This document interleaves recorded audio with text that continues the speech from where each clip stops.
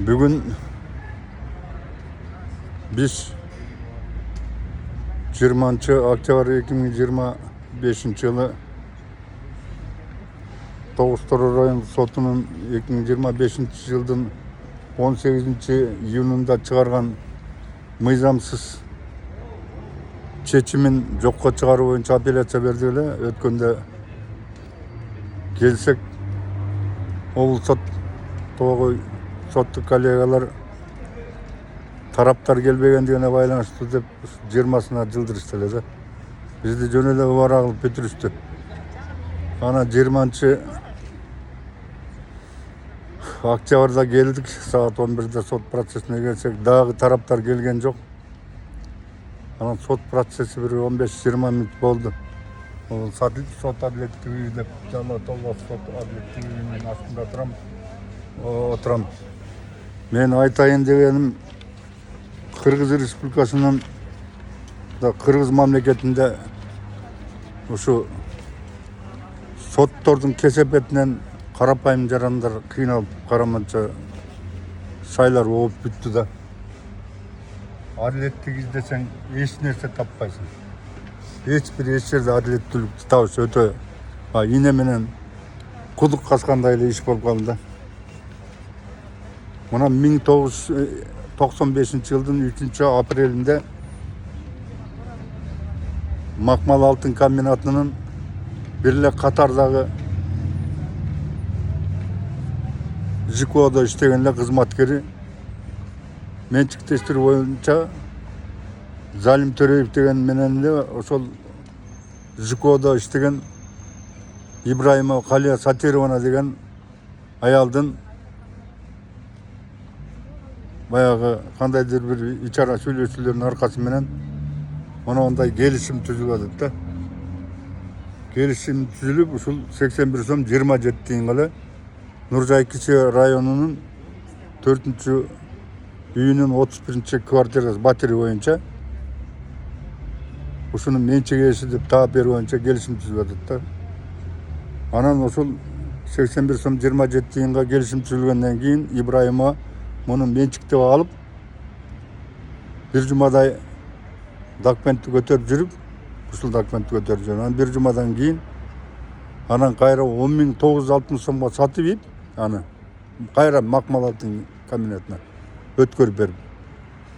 Анан кийин ал Бишкекке барып, Бишкектен там алып атат да. Бишкектен там алып атат. Ошо менен калып калат. Арадан 25 жыл өтүп атат. 25 жыл өткөндөн кийин 2020 жылы кайра ушул Ибраимовдон Жусуева Рита Калыбековна деген аял барып даёрун салып келип, анан Казармандагы архивден келип, могу договорду, муну оңдолгон договорду, келишимди алып, 81 сом 27 тыйын деген келишимди алып, аны 8727 деп муну бадырайтып оңдоп, анан 2020 жылдын жылы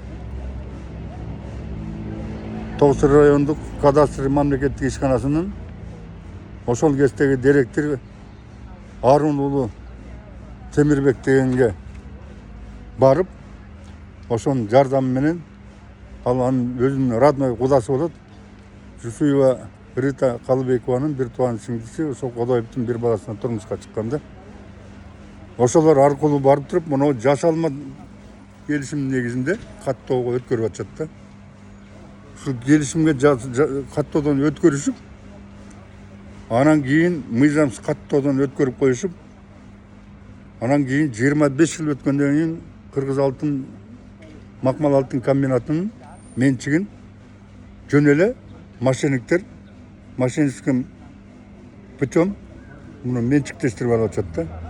Анан кийин чыр болуп кетпесин деп кайра 2021 жылдын январь айында доарыс менен Тоғысыр районук сотуна кайрылып, ошол кезде судья Карымбеков Нимат деген судьяга кайрылып туруп, анан ошо 21 жылдын 29 январында булар соттун чечимин чыгартып алып атышат. Ибраимова Калия Сатированын менчиги деп табылсын. Сатып алуу келишимин негизинде Жусуева Ирита Калыбековага катталсын деп сот чечим чыгарып берип атат да. Анан кийин бул туура эмес чыгарылган чечим боюнча биз 23-жылдын жылы биз облустук сотко апелляциялык даттаны берип, мына даттаны берип 2023-жылдын 15-июнунда облустук сот биздин даттаны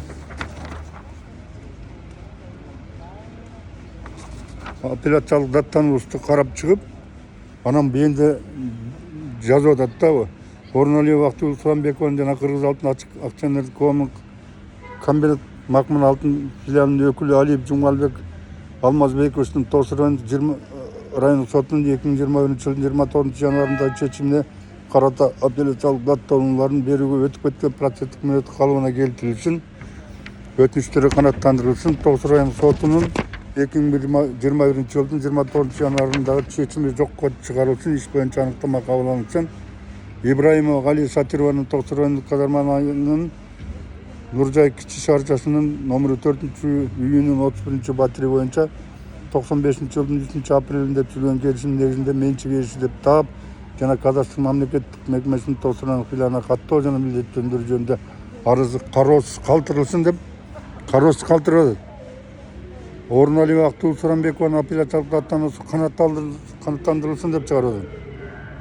Кыргыз алтын акционерлик коомунун комбинат Макман алтын филиалынын өкүлү Алиев Жумалбек Алмазбековдун апелляциялык даттануусу жарымчалай канааттандырылсын деп аныктама чыгарып берип атат да. Эми ушул аныктама 2023-жылы 15-июнда чыккандыгына карабастан Тоос райондук кадастр мамлекеттик ишканасы ушул күнгө чейин мамлекеттин менчиги катарында Макман алтын менчиги деп каттабай келишти. Мындайча айтканда соттук актыны булар аткарышкан жок. Милдеттүү түрдө өкүм күчүнө кирер эме чечим аныктама чечимдер күчүнө кирер менен аткарууга алыныш керек эле. Булар аткарууга албай келди 2025-жылга чейин. Анан 2025-жылы биз мынау мыйзамсыз жасалмаланган, фальсификацияланган мынау келишимди жокко чыгарып бергиле деп Тоос райондук сотуна арыз берсек, Мусакеев деген судья карап туруп, Макман алтындын азыркы директору Турусбеков Марс Эстебесович менен жана ошол Молдокулов Айбек деген юрист менен бирге болуп алышып, булар жанагы Жусуева Рита Калыбековна деген ашынган алдамчы аялдын аракети менен ошолор тарапта болуп, ошолорго иштеп, анан биздин берген дуарыбызды канааттандырууз калтырган эле да. Анан биз эми жогорку апелляциялык тартипте Жалал Ата областына берсек, Жалал Ата областы бүгүн да карап туруп, Орналиева Бактыгүл дүн берген апелляциялык даттануусун, менин берген даттануубузду үстүртөдөн карап туруп эле анан ошол жокко чыгарып бергиле деген өтүнүчүбүздү арызыбызды кароосуз калтырып койду да, канааттандыруусуз калтырып койду. Эми бул боюнча биз кассациялык тартипте жогорку сотко кайрылабыз. Билбейм, мен түшүнбөй деле калдым. Кыргызстанда вообще эле милиция, прокуратура, сот органдары кандайдыр бир кызыкчылыктардан улам эле акчасы бар адамдардын маселесин ошолор тарапка чечип атат да. Бир карапайым жарандардын монотип сандалып, жылдап соттошконуна карабай, кимдин колунда акча болсо ошол тарапка гана чечилип келе жатат да. Эми бүгүнкү күндө жанагы Арун уулу Темирбек деген кадастр мамлекеттик ишканасында ошондо мыйзамсыз мынау келишимди каттап койгон жигит бүгүнкү күндө Тоос райондук администрациянын первый зам болуп иштейт да. Эми ошол кишилердин да таасири тийип атат да. ушул облуска чейин мурунку сот процессинде биз Орозалиев деген сот коллегиянын мүчөсүндө бар эле, ошол кыйшаңдагандай сөздөрдү айтты эле ошондо. Көрсө ал тиги тогуштурууда иштеп келген да, бул иш боюнча аябай жакшы билет. Ушунда анан сүйрөп жүргөн ушул сүйрөп келген да. Анан эми бүгүн ошол өзү качкан да туура эмес болуп каласың деп, ал коллегиянын составына чыгып, аны бөлөк коллегиянын мүчөсүн киргизип туруп, анан эми бул Орозалиевдин колу менен бүгүн да мыйзамсыз аныктама чыгарылды да. Мен результатын чачым бергилесем 1 жумадан кийин аласыңар деп койду. Эми биз баары бир беребиз, но бирок бергенде деле бизди сандалтып бүтүрүштү. Урматтуу Кыргыз Республикасынын президенти Жапаров Садыр Нуркожоевич, мына өзүңүз көрүп коюңуз. Урматтуу Кыргыз Республикасынын министрлер кабинетинин орун басары, улуттук коопсуздук мамлекеттик комитеттин төрагасы, урматтуу кыргыз эл баатыры Ташиев Камчыбек Кыдыршаевич, мына сиз мынау келишимди карап койсоңуз, мынау мыйзамсыз түзүлгөн жасалма фиктивный келишим негизинде Тоосорондук мамлекеттик кадастр ишканасы 20-жылы 25 жыл өткөндөн кийин каттап коюшуп, ушул жараксыз келишимдин негизинде бизди сүйрөп келешет да. Сотко чакыруу келсе барышпайт, келишпейт.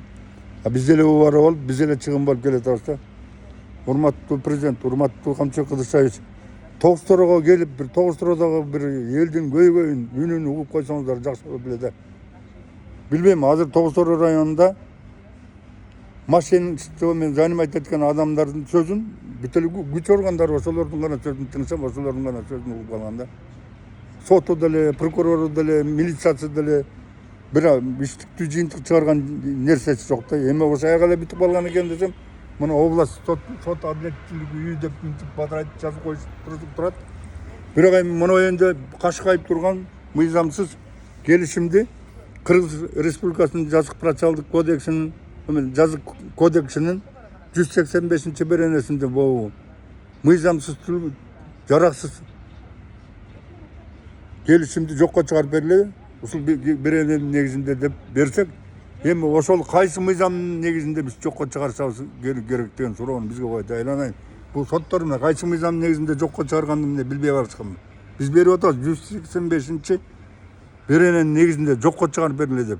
Биз мурда 1-Тогуш райондук сотуна бергенде 185-жылдан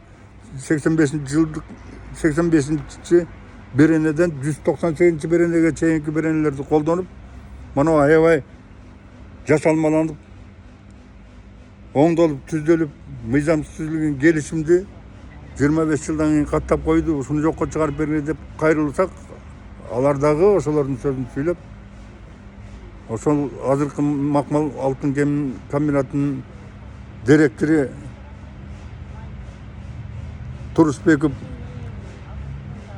Марс Эстебетович Молдокулов Айбектер ачык эле Кыргыз алтынга кат жолдошуп, ушул 431-ин баланстан чыгарып бергенде бул Ибраимовдун менчиги деп жанталашып чургап жүрүштү да. Бизге жеткен маалыматтар боюнча Турусбеков Марс Эстебетович Молдокулов Айбектер жанагы Жусуева Рита Калбекова деген аялдан через бирөөлөр аркылуу олчойгон суммада акча алды деп бизге жеткен маалыматтар айтылган эле. Ошол маалыматтардын чындыгынын бар экендигин биз көрүп билип турабыз. Себеби дегенде булар ушул мамлекеттин менчигиндеги мүлктү бирөөнүн алдамчылардын колуна өткөрүп берүүгө аракет кылышты. Бирок биздин тоскоолдугубуздун негизинде биз ар кайсы жерге кайрылып, сиздерге кайрылгандардын негизинде эми 2025-жылы договор дарение деп бир болбогон жомок менен алып туруп анан Макмал алтынга каттатып атышат бул кадастр мекемесине. Ал мамлекеттин менчиги болсо, Калия Ибраимова деген мени менен бир телефондон да сүйлөшүп, кайра жарым саат сүйлөшкөндө дагы ал өзү белгилеп атат. Да, мен муну 81 сом 27 тиынга сатып алганым чын. Менчиктештир. Бирок бир айга жетпей эле бир жуманын ичинде эле кайра Макмал алтын комбинатына сатып кеткен. Мен ал квартира менен чырым жок. Ал макмал алтындын менчиги деп какчап аткандыгына карабай эле бүгүн ушул тогуз туроонун күч органдары эмнегедир эле ушул келишимди оңдолгон түзүлгөн келишимди эле Ибраимова чаптап эле аны аябай бир чоң бизнесмен занимать эткен аял катарында элестетишип бүгүн ошону договор дарение кылды деп эми кадастр мекемесине каттап дагы фиктивный каттап атышат. Ал урматтуу Садыр Нуркожоевич, урматтуу Камчыбек Кыдыршаевич, урматтуу ген прокурор, башкы прокурор Максат Кубатович, ички иштер министри урматтуу Уланбек Омоконович, бизде качан мыйзам, Кыргыз Республикасынын мыйзамдары иштейт. Же тогуз туроого алыс болгондугуна, жол алыс болгондугуна байланыштуу тогуз туроо өзүнчө мамлекет, өзүнчө республика. Булар каалагандарын жасай берсе болобу. Эми макул, эми тогуз туроо районунун күч органдары ушинтип каалагандарын жасап келсе, эми бир жактан биз жалал абадтан бир чындыкка жетебиз десек, жалал абадтагылар дагы келип ошолордун сөзүн сүйлөп, эми биздин арызыбызды дагы канааттандырып калтырып атат. Биз ушинтип эле темселеп эле акча коротуп эле жүрө беребизби? Мамлекеттин менчегин ордуна койдурабыз деп элечи. А булар алып туруп мына оңдолгон келишимди негиз кылып алып койгондун, жокко чыгарып койгондун ордуна бир болбогон шылтоону айтып, сиз сотко кайрылууга укугуңуз жок дейт Орун Алиеваны. Себеби дегенде сиз ошол алтын кен комбинатынын өзүнөн доверин салып келип анан кийин талашсаңыз болмок дейт да. Мында жалдоо келишим туруп атат. Мына 23-жылда түзүлгөн. Ошону 5 жылдык мөөнөт менен ошого берилсин деп чыккан өздөрүнүн тиги келишим туруп атат. Бирок ошол келишим негизинде бул келсе дагы муну признавать этпей атышат да. Таң калыштуу да просточу. Кимдир бирөөлөргө мондай жасалмаланган, оңдолгон, түзөлгөн фиктивный келишим жарактуу болуп эсептелет экен дагы кимдир бирөөгө татынакай келишим түзүлүп 5 жылга келишимге берилип атса, ал аткарылбайт экен да. Билбейм, бизде Кыргызстанда мыйзамдар каалагандай баягы төөнүн мойнун эмне деп коет, мыйзамды каалагандай бурмалап атышат да жанагы. Эч бир далилдери жок. Карап да коюшкан жок, кармаган да жок, жарым саатка жетпеген соттук отурум болуп атат. Кагазды, сөзүбүздү угуп да койгон жокпу? Болбойт деп тура чыгып кетпеди. Доверени салып кел же, эмеңди келишимди регистрация жасап барып койду. Ошондо сен укугуң болот деп. Ама окшогон башка жарандар жөн эле катышып жүрөт, эч кандай эмеси жок эле. Мен келишим бар болот деп. Ушундай урматтуу Кыргыз Республикасынын президенти урматтуу Садыр Нуркожоевич, урматтуу Камчыбек Кыдыршаевич, урматтуу башкы прокурор Максатбек Кубатович, ички иштер министри урматтуу Уланбек Омоконович. Биздин Кыргыз мамлекетинде жарандар кыйналып бүттү. Чындыкка жетиш бир азап болду да. Чындык чыркырап эле турган кез. Адилеттүүлүктү, акыйкаттыкты, калыстыкты соттор уруп да ойнобой калды да. Кааласа тияка чечет, кааласа бияка чечет. Кааласа оң чечет, каалабаса тетир чечет. Эми буларды бир тизгинин тартып, калыпка куюп, бир мыйзам чечим чыгарып бергенге качан булар барышат? Же ушинтип эле бизди сандалып жүрө береби? Силерден акыйкаттыкты, адилеттүүлүктү, калыстыкты күтөм. Айрыкча могу Тогуз Туроо районунда болуп аткан беспределдер боюнча бир жыйынтык чыгарып берсеңиздер жакшы болот эле.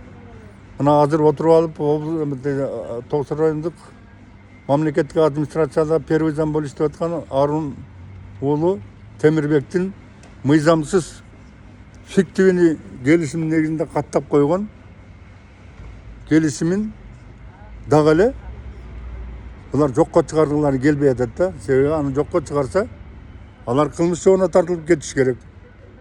Ошон үчүн булар жокко чыгарбай кылтыңдатып, анан кийин договор дарение менен оформить этип атышат. А энди договор дарениянын жыты да жок. Ал квартирада Ибраимованын, Калия Сатированын бир тыйын да үлүшү жок. Ал макмал алтындын өзүнүн менчиги. Таң каласың да, макмал алтындын өзүнүн менчигин кайра алдамчылардын колуна тапшырып коюшуп, анан кайра алардан кайра договор дарение деп кайра жакында оформить етсе, анан кейін кайра каттоодон өткөрүп атат. Бул эмне деген сылдың? Ушуга бир жыйынтык чыгарып ордуна коюп бериңиздерди суранам.